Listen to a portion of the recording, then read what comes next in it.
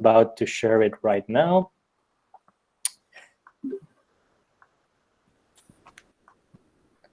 Sorry, some technical difficulties over here. There we go. Yeah, so meanwhile, the drill remains the same. Anyone at any given point of time wants to ask anything, please unmute yourselves and then ask, or you can type it in the chat box. I will take it up with Deepak. But meanwhile, please be on mute so that we all can enjoy the discussion. We all can enjoy the session. Thank you. Perfect. That sounds good. Yeah, if you have any questions, don't be shy. Use the comments box, add something there, and I'd be happy to address that. Just practice, just keep an eye on that if you don't mind. And if it's something pertaining to a certain slide, I'm happy to stop and answer a question. So yeah, if you can just keep an eye on that. But yeah, questions are really appreciated. There's no such thing as a silly question. So if something comes up, by all means, do ask. So just to add a little bit more about myself on what Prakash said. So I'm currently, yes, heading the sales team at Leadfeeder. I've been here since the early days. I've seen the company grow, and my past experiences include as well scaling and working at sales teams at various other startups before. In my day-to-day, I'm training my team on how they can prospect effectively and sell in this day, adhering to where they can find their prospects, using tools that are available to the average Joe. So just leveraging what is out there to be a lot more effective and sell smarter. I also teach my sales reps on how they can really harness the power of social media. So really using social media to its full potential and generating leads from there. Because after all, that's where people are spending most of the day. They're going on social to gather to read news, to gather their knowledge, to make informed decisions. That's where they're going for these things. So it's natural that we make that incline and also head on social to be able to generate those leads and catch those people at those right times. And yes, as Prakash said, I'm a big fan of remote working and have been, I've been known for not staying more than 3 weeks in one place prior to this whole COVID situation. But as I mentioned, this is as most I've been stagnant for a long time. But I hope I can get back on the road when all this storm blows off. So enough about me. So personally, like Prakash said, I'm on a mission. I feel that when it comes to buying, if we look at the last 20 or 30 years in B2B buying specifically, the whole buying process has changed. We faced with much more information in the last 20 years than ever before. There's so much information bombarded at us and being thrown at us left, right, and center. It's hard to really make an informed decision just on one thing. We have so many different insights that we can leverage on, so many different channels that we can use to make better decisions. But if we look at sales on the flip side, that hasn't really changed. For the most part, a lot of salespeople at B2B companies are still actively cold calling people at random with no real intent, are spending the great majority of their days just figuring out who to call. And when they reach out, chances are that person might not even be interested in hearing out what they have to say. So sales, in essence, hasn't really changed for most organizations. And that's why a lot of companies aren't making the cut. They're still being held back with regards to the growth that they could be going through. So that's why I feel like there's a major misalignment there, and I'm on a mission to change that. I want to get sales up to date to this century and having salespeople using their time wisely to sell more effectively. So when it comes to social selling, this is how I define social selling. So you're finding, connecting, understanding, and nurturing sales prospects using social media. You don't use social media to sell on there per se. So you don't want to go ahead and pitch to someone straight up, because that's not going to get them to get interested in what you have to say. You use it to plant that seed so you can then drive those prospects forward via a video call where they can empathize with you. You're not hiding behind an avatar. They can see your face. They can hear your tone of voice. You use social to establish that, to plant that seed, to establish some credibility, and then you drive them to another channel, and at least you have some sort of social proof to back you up and what you have to say. But you don't want to directly sell to someone on social media as such. So just remember that first rule. So why should one engage in social selling? Why should someone go ahead and pursue that? Well, 90% of decision makers don't answer a cold call. People who are in director level roles, who are actually making those final purchasing decisions, they don't have time for you. They have so many things ongoing throughout their day. The last thing they want is to be contacted by someone for something that they have never inquired for, probably never heard of, and most likely don't even need. So why should they bother taking your phone call? They have so many other things to get on with. So it's natural that they're not going to answer a call if it's coming from someone they don't know. At the same time, 92% of buyers delete emails and voicemails when it comes from someone they don't know. Again, they're bombarded with so many emails, so many messages every single day.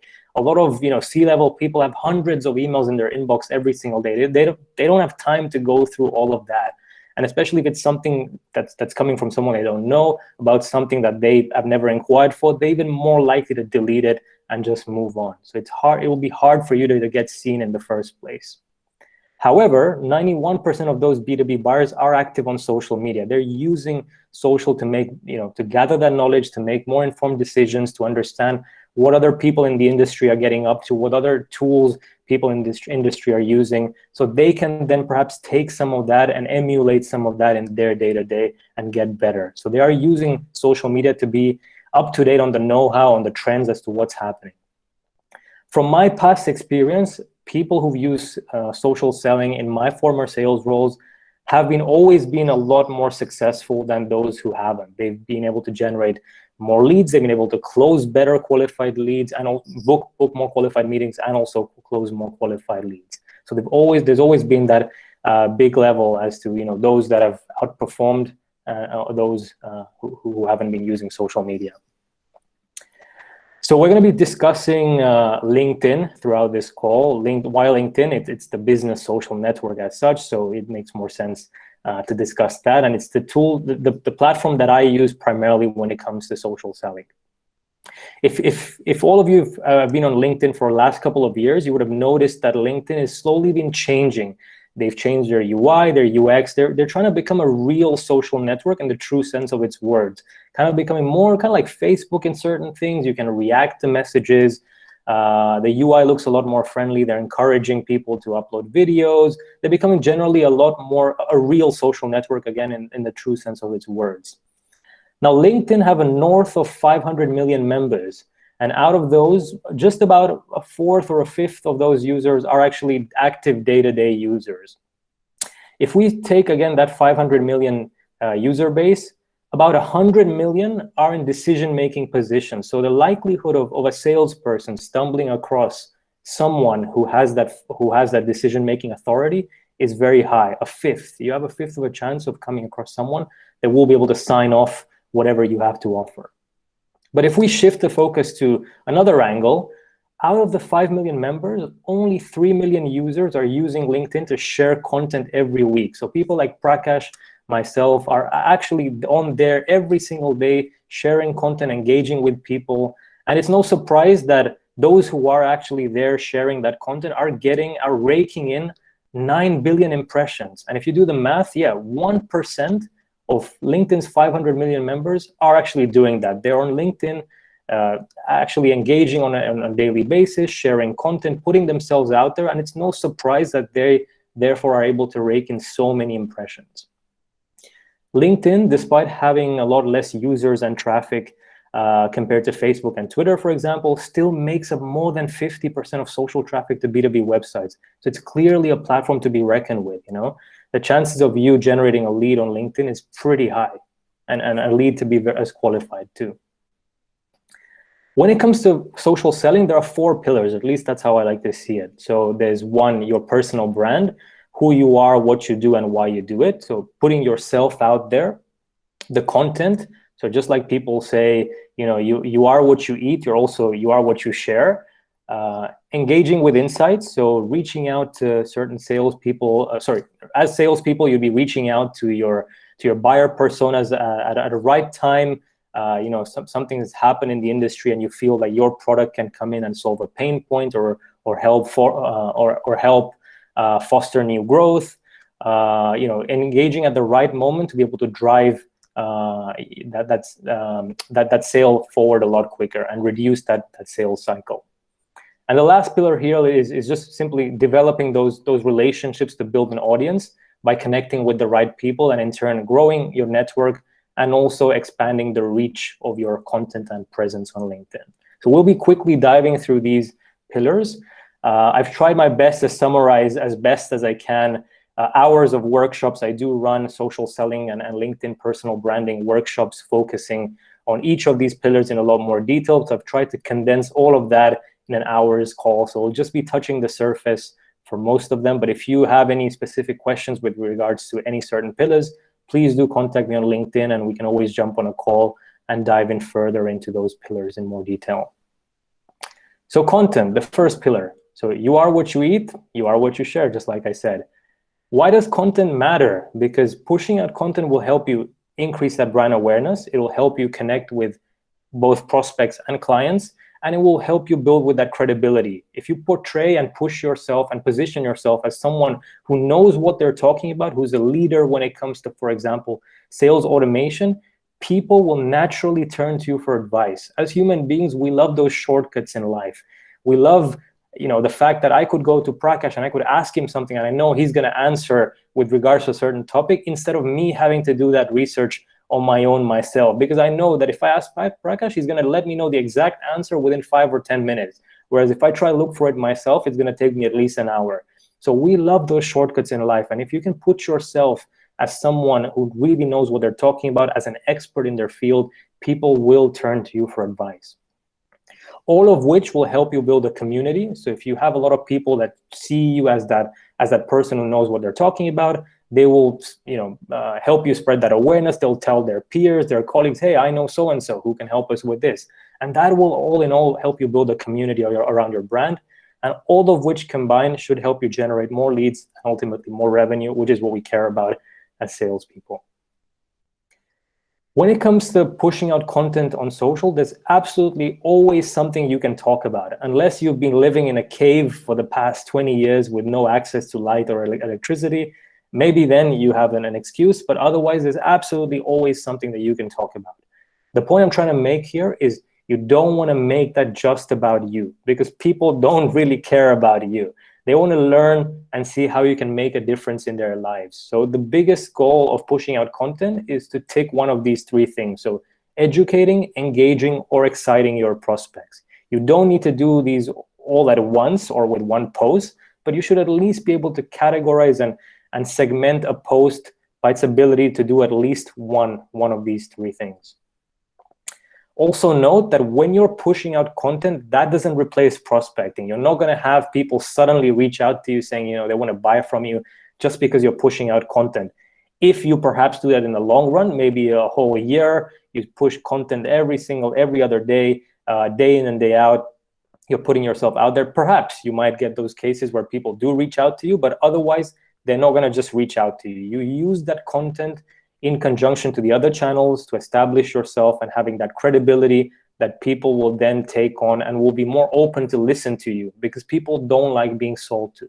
The content will help you establish that social proof, and people will then take that on board to then want to speak to you. If they trust what they read about you, if they see you as an expert, as a thought leader, they'll be more open to discussing with you.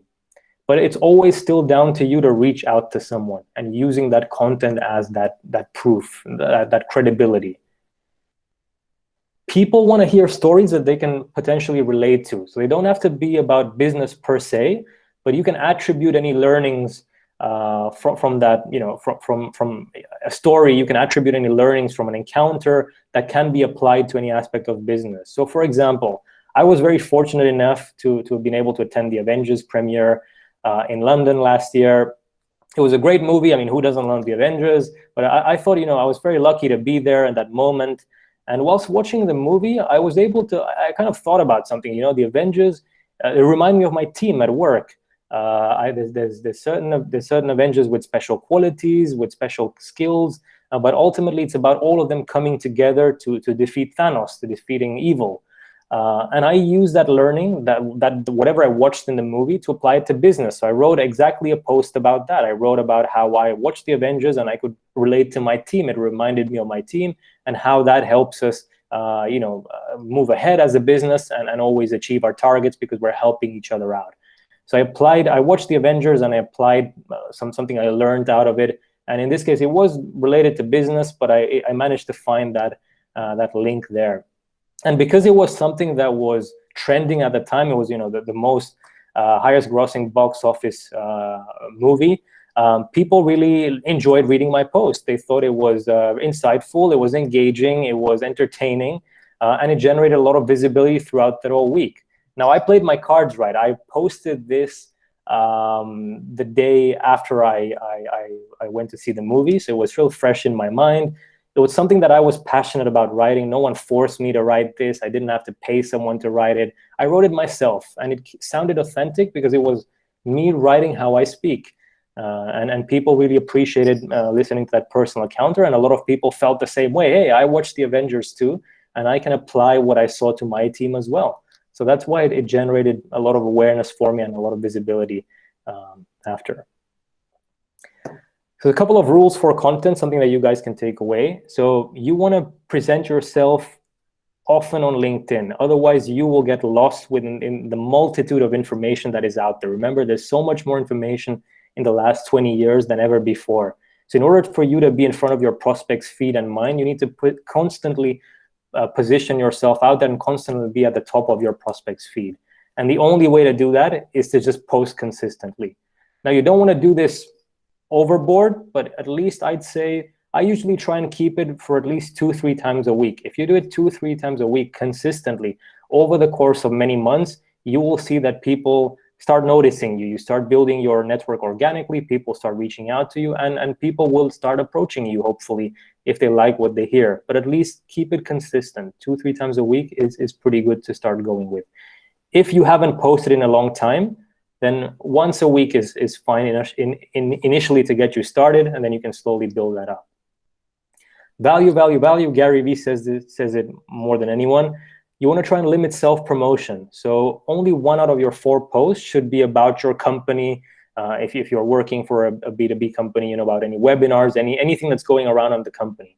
Why do I say that? Because people, to be honest, don't really care about your company. They want to hear about how you can help them with their goals and objectives, how you can really make a difference for them on their day level, how you can really solve certain problems for them. So ultimately, if you want to build an audience, a real engaged audience, you need to be a resource. You need to give them something that they can take away and learn from and get better as well. As I said earlier, if you are perceived as someone who knows what they're talking about, people will turn to you for advice. So I wrote a piece. Well, I've been speaking to prospects and clients.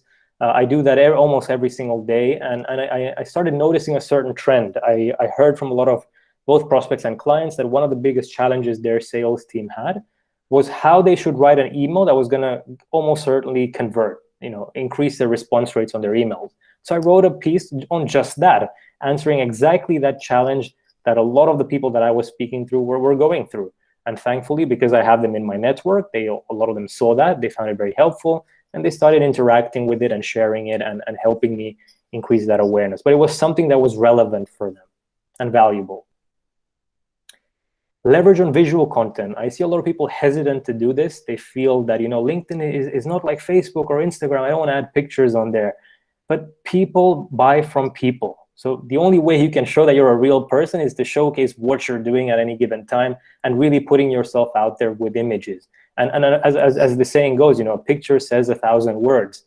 So if you're heading to an event, a team bonding activity, you're listening to me right now, it just shows that you're a real person, even if what you're doing is not related to business per se, but it shows that you are there and you are still working or hustling away behind the scenes. Because again, people buy from people. Example on the left was the Leadfeeder UK team. We met up in London. We had just finished work. We're just gonna go to have a couple of drinks and just chill out together, spend some time together. And we were taking the cable car crossing the river. We took a picture, we put that on LinkedIn, and people started contacting us, having seen this post, saying, oh, I didn't know you guys are in London. Feel free to drop by our offices. We'd love to buy you guys a coffee. We love to chat with you guys and get to learn more about you. It's the first time that we see what the Leadfeeder UK team looks like, so we'd love to meet you guys in person. So we're able to generate some meetings on the back of just one post. And the picture on the right, even better. This took place a day before this picture was taken, the one on the left. And this is my colleague Phil and I. So Phil is working away with me. It was 11:30 p.m. Phil is not sharing his screen because he'd actually clocked off. But I was working for a pitching contest I had the next day. And Phil took this picture. I said, send that picture over to me. I'll share it on LinkedIn. And we were going to be at an event, the event where we met our colleagues the next day. So I added this picture. I added some relevant hashtags. I published it on. And the next morning, Phil and I headed over to the event early on to make sure our booth was prepared and to set everything up. And people started approaching us, and they were like, hey, I can't believe you guys are still awake. Let me buy you a coffee. And I don't recall how many coffees we had that day, but I can tell you it was quite a few. And it was just on the back of that one post, and all of a sudden that awkwardness that is there when you go to a normal event. I'm sure a lot of salespeople on this call can relate to it. When you go to a trade show, an event, and you have your booth and other people are walking by, and there's that awkwardness where they don't want to come to your booth because they feel that you're going to just pitch to them. They're a bit apprehensive of doing so. We had none of that. People were coming to our booth. They had seen our picture. They thought it was funny that we were still awake, wide awake, and they wanted to buy us a coffee. So we had a number of coffees that day, and we generated a couple of leads, and those leads came to us. It wasn't that we had to do the hard work. And it was just all thanks to that one post. Whenever you push out something, you want to keep it in a very natural and conversational tone. So avoid buzzwords. People go on social to take a slight break. They don't want to read, complex jargon or academic essays or pieces. They want to go there to take it easy, to learn something new. So keep it simple, keep it crisp, keep it sleek, keep it easy to digest, to take in, and something that doesn't require a lot of thinking or going out of the way to comprehend from the reader's part. So that's why posts that are separated as lists perform better, because they're easier to digest, they're easier to read, instead of long-ass paragraphs, for example. Be authentic. I shouldn't have to say this, but only write about things you know. The minute you get caught out about writing something that you don't know about, that's going to tarnish your image, and coming back from that is very hard, near to impossible. So only write about things that you know. I shouldn't have to say this, but yeah, stick to what you know, and you'll see that you'll be successful with it. When it comes to hashtags, yeah, hashtags are good to have, because that ensures that your posts are seen. But you want to use them wisely, because no one likes reading sentences like this one. So whenever I read this sentence, this is how I'm reading it in my head. Hashtag salespeople should use hashtag lead generation tools to be more effective in hashtag B2B sales. Notice how that doesn't sound proper English, and it's really annoying to read like that. But in my head, that's how I'm reading it. So always leave your hashtags to the end. It ensures they're out of the way. They don't bother anyone. People can read in normal, plain English, and then those hashtags will still be there to ensure that your posts are found. Add a call to action if you can. I see a lot of people saying you should force that call to action. I think you should only add it if it makes sense for doing so. And that's because you don't want to sound too pushy. You don't want to sound too salesy. You want to leave it up to the reader to get in touch with you if they feel like there's more to add there. So always add it there if you feel like it's not forced and it sounds natural. So for example, there's certain people who wanted to, I wrote about social selling. I gave a brief overview, and I kept it pretty clear. If you'd like to discuss more, drop me a message and I'll be happy to do so, without sounding too pushy, without forcing it. If I do this in every single post, people will be turned off. People do want a lot of tips and advice for free without feeling that there's some sort of commitment from their part. So yeah, only add a call to action if you feel it's relevant, but you want to add it. You want to add it. 1 out of 4 posts, you should ideally have a call to action to try and get a discussion going, or try and get your prospect to take a next step. But don't force it there. Pillar number 2, your LinkedIn profile, your personal brand. So if I show you these 2 profiles, let's assume for a minute that these 2 individuals sell exactly the same thing or just marginally different products. Who would people buy from? I think we can all come to the conclusion that we're going to probably buy from the person on the right. Let's say, the person on the left, there's no photo here. We don't even know if we're dealing with a real person. They have no people in their network. It looks like they're working for a Russian company, but they're based in Cyprus. And they've been in the same role for over 7 years. Can I trust this person? I don't even know what they look like. I don't even know. They don't even have any other connections in their network. maybe not. Maybe this person on the right looks like a better person to discuss with. He has a picture, he's on stage with multiple people. I see his job title, I see what else he's up to, I can see that it's a reputable company, and he has a significant network as well that probably there might be people I know in common that I could probably ask for tips, or people who would probably be able to vouch for him. So I think it's pretty obvious that if everyone was presented with these options, they'd go with the person on the right. Why should you build a personal brand? You're essentially marketing yourself and what you do as a brand. And buyers want to engage with people if they are known to be thought leaders. Again, back to the example I said earlier, people want to approach people for advice instead of having to look for that themselves.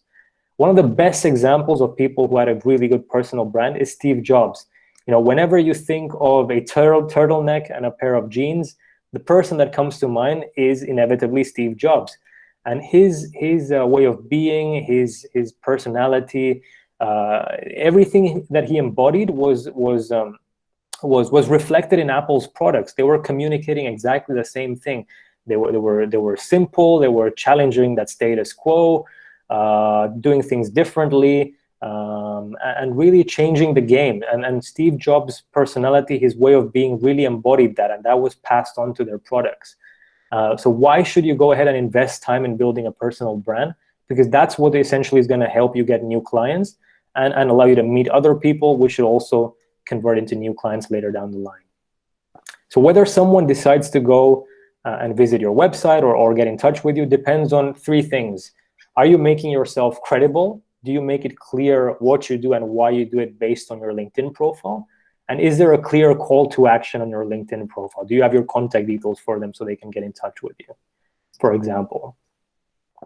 But as I said earlier, there's so many different tools out there, so many different platforms out there, so many offerings out there that are just very similar. And the only way you can stand out is by portraying yourself as having some sort of unique qualities and pushing yourself as someone that people would want to buy from based on what you can provide as opposed to someone else. And the only way you can really stand out if products are very similar is pushing yourself out there as a person. Like, why should you buy from me as an individual?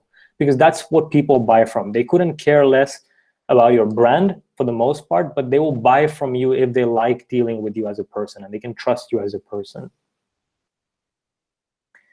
So creating a top-notch LinkedIn profile embodies a lot of things, but it's all about thinking about your LinkedIn profile as a landing page. If your content resonates with your target audience, they will probably land on your LinkedIn profile. And then it's down to you to capture their attention and ensure that you can then get them to take the next steps that you want them to take. Your personal profile as an individual is 10 times more powerful than any company page out there, because people buy from people, irrespective of the product that you have to sell or the company you work for. Yes, you might work for a very well-known, renowned brand or company, but if people don't like dealing with you, they're not going to buy from you. And they're happy, not doing so and going elsewhere where they get that personalized bespoke service, or they get someone who's more attentive. Because again, people will buy from people. So let's say for a minute, someone sees your content, whatever you push out there. They will then, hopefully, if they like what they see, they'll go on your LinkedIn profile. And they can do then one of three things. They either visit your website, they engage with you, or they connect with you. If they connect with you, perfect. You can then start a conversation with them. If they don't engage with you, you can see on LinkedIn who's viewed my profile, and you can then reach out to them if they constitute your buyer persona, they constitute an influencer, they constitute someone that is of interest to you. You can start a conversation with them, ask them, how they came on your profile, how they found you, and then get a better understanding as what is really working at driving those people to your profile. Is it your content? Is it something else? If you know it's your content, perfect. You need to produce more of that content. Or if they visit your website, you can. They might reach out to you via inbound. Perfect. That's already getting a step ahead. If they reach out via inbound, wonderful. You already have a lead that you can reach out with. If not, you can use a tool like Leadfeeder. I'm not promoting the company I work for, but it really does help out a lot here. You notice a company visiting your website, you can then reach out to that company and then target them, because something is keeping them something has captured their interest, and you can then see what they're doing on the website. You can see if they visited the pricing page, you can see if they visited the product page, whatever it is, so you can then know whether they're really interested or they're not. If they're really interested, you can again then reach out to them yourself, start that conversation manually, and hopefully turn that into a lead. Pillar number 3, building a network and audience.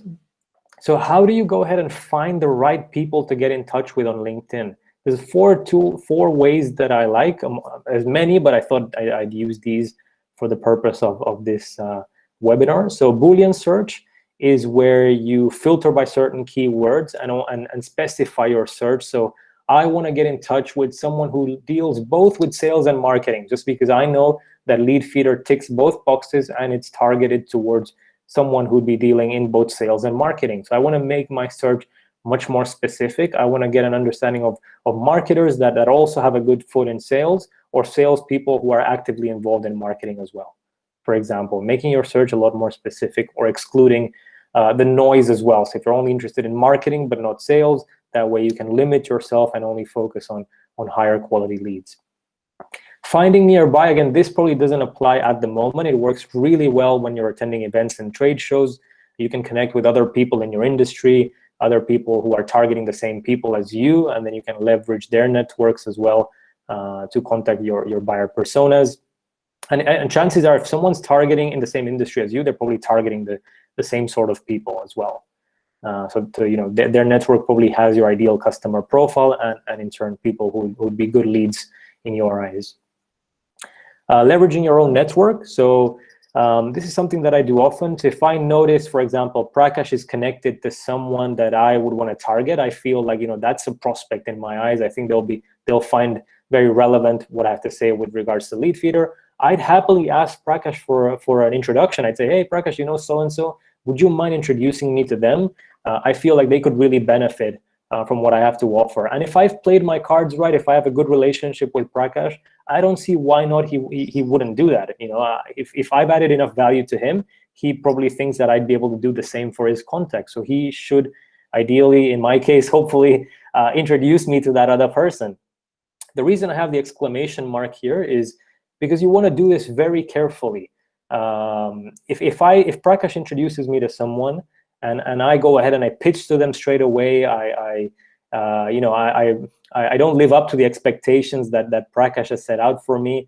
I'm basically tarnishing his image. I'm ruining his image and how that person views Prakash. They're gonna think, oh, geez, Prakash introduced me to this guy, and he goes ahead and pitches to me. Maybe I should reconsider Prakash as a contact. I don't appreciate getting pitched like that. So Prakash's image is at stake here. So that's why you want to be careful with warm introductions. You don't want to ruin your relationship with someone. So just tread carefully with how you reach out to people when you ask for an introduction.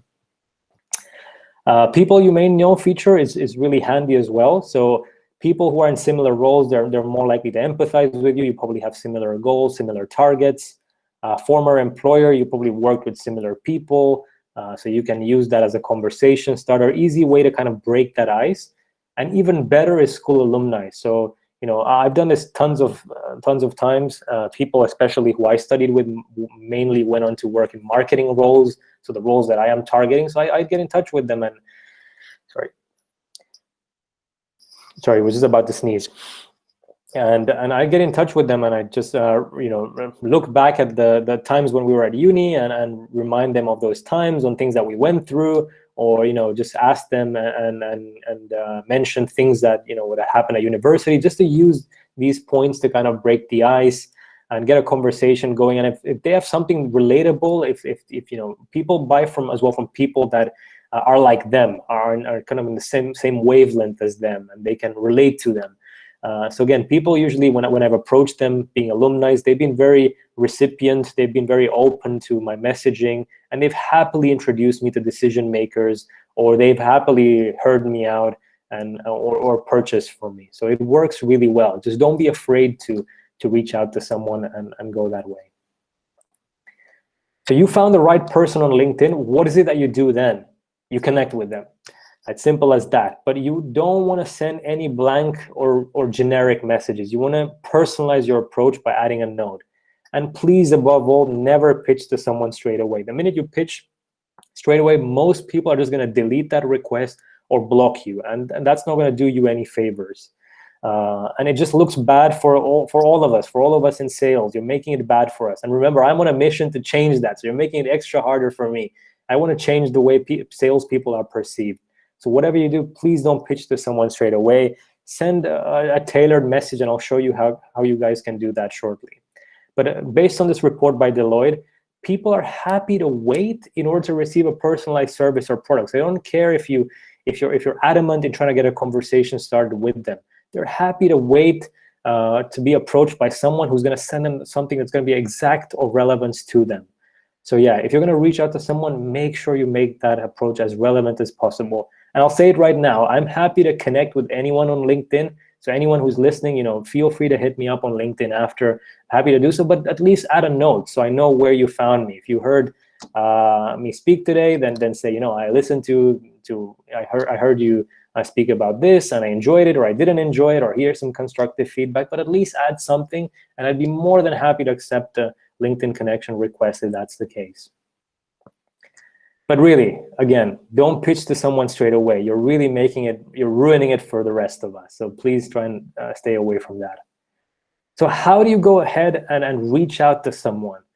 How do you personalize that approach? And something that I like to call stalking 101. This is how you gather that information to be as targeted and personalized as possible.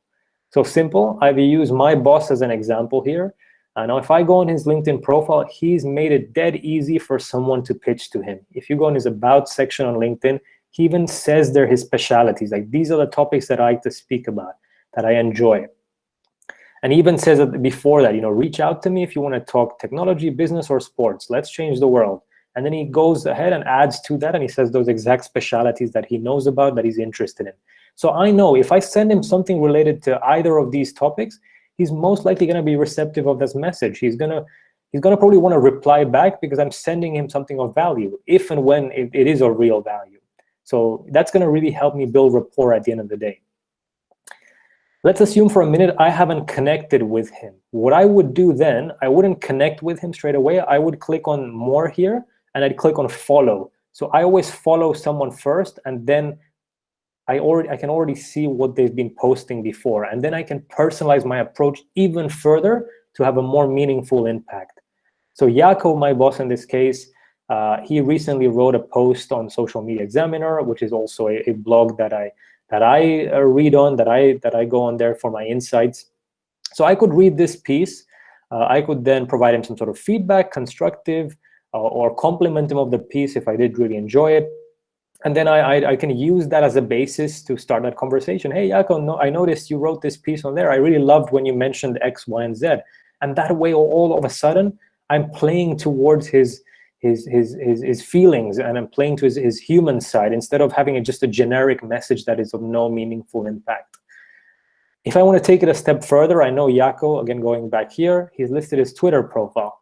So I go on Twitter, and I noticed he's actively been speaking about hockey, basketball. I don't know much about hockey, but I certainly know a thing or two about basketball. So I could, again, use that as a basis to kind of start that conversation. Totally informal. Hey, did you watch the Chicago Bulls game last night? Because I've seen from his profile that he loves the Chicago Bulls. Or have you watched The Last Dance on Netflix about Michael Jordan?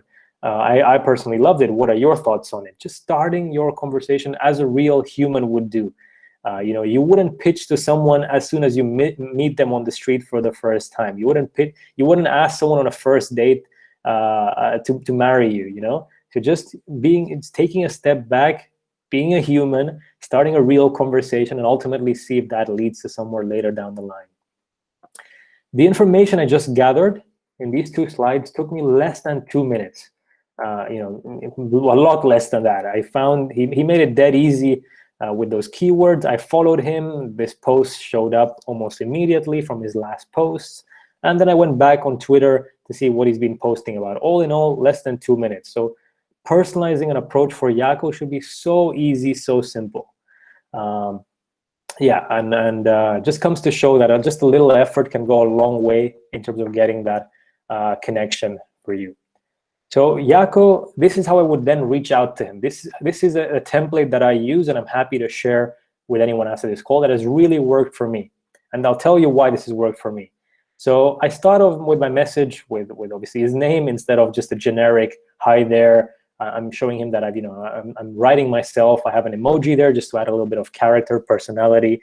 I then recognize his professional success. I know Jaco's been in sales for a while. He's the CRO at Leadfeeder. He has an important role. So I'm playing to his ego. I'm making it all about him. I know you haven't got there without hard work. I'm putting him on a pedestal and making him seem very important. I'm making him seem valued already from the first approach. And it's all done so in a very casual tone.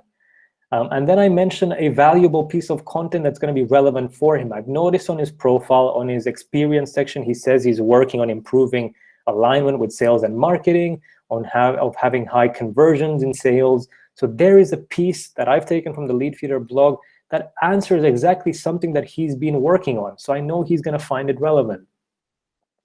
And that piece of value, that content that I give him is going to give him a reason to care. He's going to think, wow, this guy's actually done his research. He's giving me straight up, he's giving me something valuable without me even asking for it. I feel like I should reciprocate and give him some of my time because he's earned it. And that content, therefore, gives him a reason to care. And the call to action I have at the end, if you have any good resources, please pass them along. I already made him seem important, and I'm making him seem even more valued. I'm already implying that he's going to know his stuff. And if he has any good resources, I'd really appreciate them. So again, I'm making him feel, again, more valued and encouraging him to reply to my message. Last pillar, engaging with insights. So whenever you're reaching out to someone on social, you always want to try and personalize based on what is happening behind the scenes, what's really going on, and where does your product fit in? Can you answer any compelling events that are happening surrounding that company? Anything that the company might be going through and your product might be able to fit in and help them be the hero, help them answer whatever they're going through. So for example, LinkedIn Sales Navigator does this really well. You can follow accounts and add them as leads. The minute you add a company as a lead, you'll be notified every time that company is mentioned in the news. So whether it's good news or bad news, they will be mentioned. And then depending on whether it's good or bad and wherever your product fits in, you can then reach out and address that pain point using whatever's been happening in the news. An example of where I use this was back at my day at Hootsuite when I was selling a social relationship platform. I was targeting companies in the UK at the time, companies in the retail space, in the media, and the B2B space, and I was targeting a company called HMV. For those of you who don't know what HMV is, they sell music records, DVDs, movies, that kind of stuff, entertainment, more so things. And I was targeting them. I was keeping an eye on their social channels. So I was keeping an eye on their Twitter account and their LinkedIn, mostly Twitter. And when I saw, on one day, I just came into the office, I pulled up my Twitter and I saw these tweets. Like, hang on, this looks really weird. I just overheard our marketing director, how do I shut down Twitter? I was like, clearly something's not right at HMV, or this was an accident. And then I saw these other tweets as well. I was like, okay, something's really wrong at HMV. So I went on the BBC website and I saw that HMV were suddenly going through a rough patch. They were going to reduce the size of the company. A lot of people had lost their jobs. They were going through a period of bankruptcy. And clearly what was going on there was really looking bad on them. They were bad naming and shaming their staff. It didn't really look good. It didn't really look good on their image. And as it was, things were not great either. So it was just reduced and made their company image just look a lot worse. So I took a screenshot of this. And again, I was targeting HMV, but also their competitors. So I went on LinkedIn. I sent emails to other my buyer personas at HMV's competitors. In the subject line, I just wrote, "Do you want to be the next HMV?" And then I just added a screenshot of these tweets, and then and that's all I had to do. And within hours, my inbox was flooded with people getting back to me saying, like, what can we do to avoid that happening to us? Like, we don't want to go through that. How do we take it from there? It was just me taking advantage of something that was happening at the moment to try and move my deals forward or try and generate those conversations. But I also did this to strengthen certain initiatives. and help drive further growth. So there was a company that I was speaking to. This was last year. Sorry, not last year. The year before at Leadfeeder. We acknowledged that Leadfeeder was a perfect match for them, but sadly at that time it was only one salesperson that they had, and one salesperson following up to like 1,000 leads that they had at the time wasn't really feasible. So we acknowledged, the product fit is there. They do have the need for it. Just the timing is not right. I could have done two things then. I could have just said, okay, it's not a right fit. Okay, see you later. That's it, and forget about them. Or I could have just discounted heavily our platform and got them to purchase at a very heavily discounted price. But I knew that the interest is there, the need is there, just the time is not right. So this is how I played my cards. I had a really good relationship with the champion there. And we kept in touch. He told me he had one salesperson, but hopefully things were going to get better. They were a bit strapped for cash. They didn't have that much investment, but slowly but surely they're going to be scaling that team. So I knew exactly the challenges that he was going through. And it just happened that, being a salesperson who would scale the team, I knew exactly what the steps that he was going to be taking as well. So for the next couple of months, I kept in touch with him. There was nothing in there for me for the short term, but I wanted to help him out. I said, I know exactly what you're going through. Like these are the qualities you should look for in salespeople when you start hiring, or this is how you should measure your salespeople. I kept on getting in touch with him with advice, on tips, on things that he could do, until lo and behold, later that year, I see the company mentioned in the news that suddenly received a massive amount of funding. So I knew money wasn't going to be a problem anymore. I reached out to him that very day when I read this. He appreciated me reaching out because he said he had so many things on his plate that Leadfeeder was the last thing on his mind, but he appreciated me reaching out. Within 3 hours, we had closed the deal with them, and it was the bigger deal we had that whole month at Leadfeeder. It was just me waiting it out, not pushing him to purchase. When I wanted him to purchase, I waited for him to come to it on his own terms. And I just reached out to him with the right insights at the right time, because again, Leadfeeder was the last thing on his mind. He was suddenly hiring for so many people. He was already doing so many things that he had totally forgotten about us. And just happens that by playing it this way and playing to their initiatives, I was able to get that deal in. The point I'm trying to get to is people don't like being sold to, but they sure as hell love to buy. And they want to come to these things at their own terms. It's like, leading the horse to water, but not forcing it to drink. You show the horse, the water is there, drink it whenever you're feeling thirsty, but you don't want to shove its head inside the pond. And people don't want to be sold to. They hate being sold to, but they still want to buy. They need to buy to either solve certain pain points or just naturally built in with them. They just love getting things that's going to make their lives easier. A couple of takeaways. I know it was a quick brief introduction into all pillars, but when it comes to social selling doesn't replace calling or emailing. It just is another venue, another channel that you can use to reinforce both of them. So the way I think of it is think of three ponds. If you just fish out of one pond, your chances of catching fish are good, but if you fish out of 3 ponds at the same time, your chances of catching fish are significantly and exponentially better, because you have 3 ponds and a lot more fish that you can catch. So it doesn't replace any of calling and email, but use it to complement those and get a lot more effective when it comes to your outreach. You want to be a thought leader in your field. That's what's going to get people wanting to speak to you, wanting to trust you. You want to be consistent with your content. No good just doing this for a couple of weeks and then just leave it there.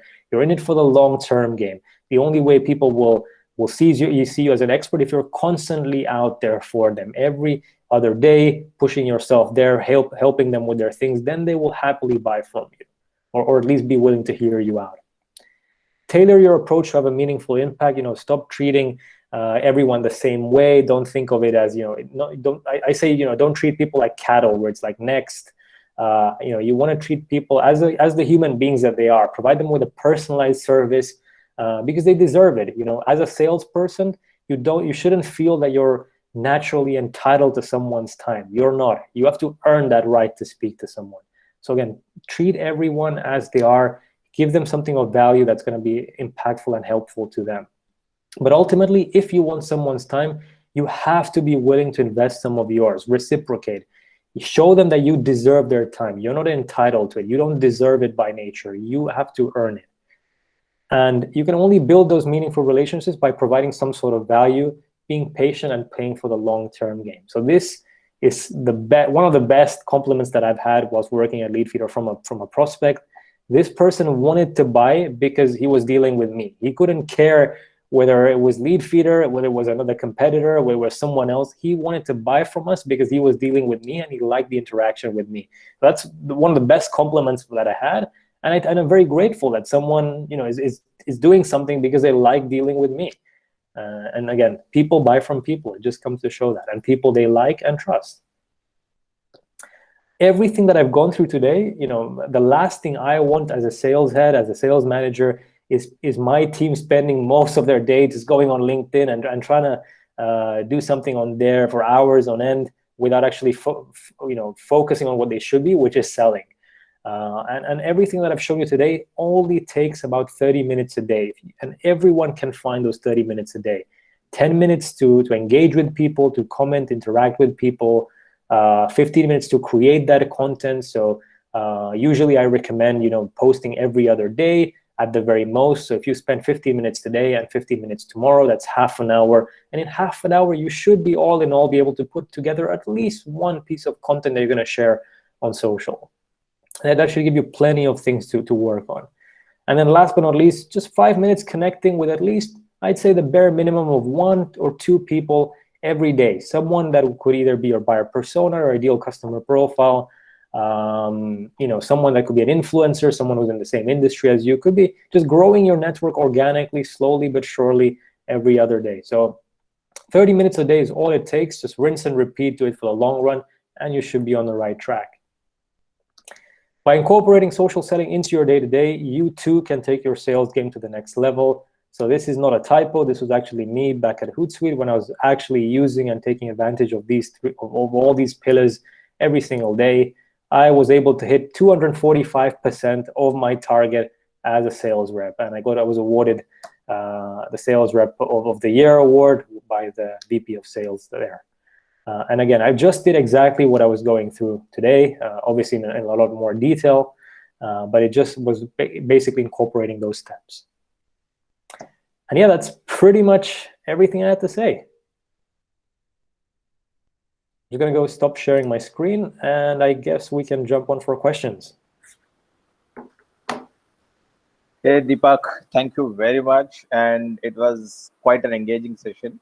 I had a lot of insights to take out from your presentation. And definitely the most important one for me is the hashtags, rule number 3, content number 3 that you have mentioned. I had been using a lot, which definitely I will not be using it for sure.